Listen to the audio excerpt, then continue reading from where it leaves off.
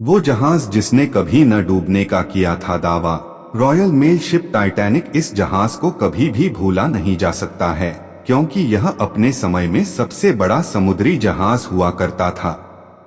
इस जहाज का निर्माण 31 मार्च 1909 से शुरू हुआ था और 26 महीनों के भीतर यानी 31 मई 1911 को पूरा तैयार किया गया था।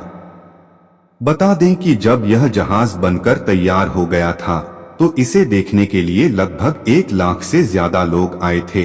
जहाज के अंदरूनी पार्ट का काम खत्म होने के बाद वर्ष 1912 को यह अपनी पहली और आखिरी यात्रा के लिए पूरी तरह से तैयार हो चुकी थी।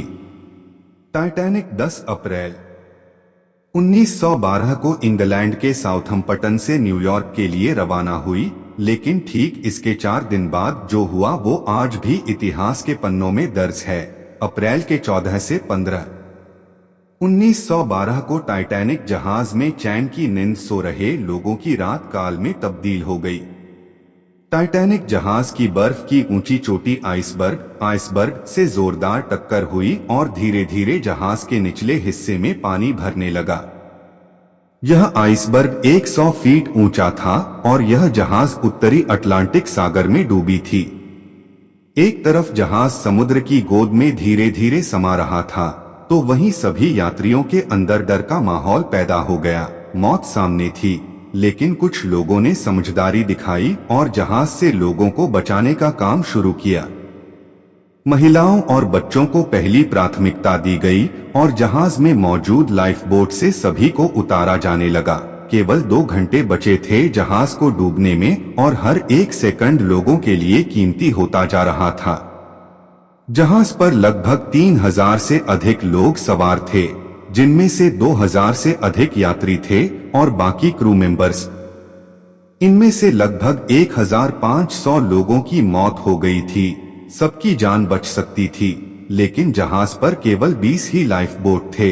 इस दुर्घटना के बाद समुद्र पर लगभग 300 से अधिक लोगों की लाशें तैर रही थी।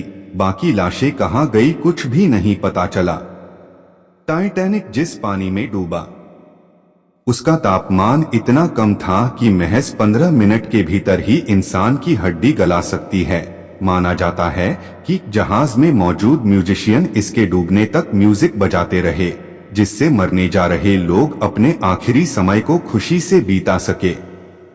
आपको बता दें कि जहाज का मलबा ढूंढने में 75 साल लगे और 1 सितंबर 1985 को टाइटैनिक का मलबा समुद्र में खोज लिया गया। यह जहाज 2 टुकड़ों में मिला था। आपको जानकर हैरानी होगी, लेकिन बहुत से लोग टाइटैनिक में सफर नहीं करने वाले थे। टाइटैनिक के मालिक व्हाइट स्टार लाइन ने अपनी 2 समुद्री जहाजों की यात्रा कोयले की कमी के कारण रद्द कर दी थी। इन 2 जहाजों के सभी यात्रियों को टाइटैनिक जहाज में शिफ्ट किया गया। आज से करीब 100 साल पहले टाइटैनिक में सफर करना बहुत महंगा था। आज के समय में अगर इस जहाज में यात्रा करना होता तो लगभग 50 लाख से ज्यादा की रकम चुकानी पड़ती। इस जहाज में महिलाओं से ज्यादा पुरुषों की संख्या अधिक थी। खाने पीने से लेकर एक्सरसाइज करने की भी पूरी सुविधा थी।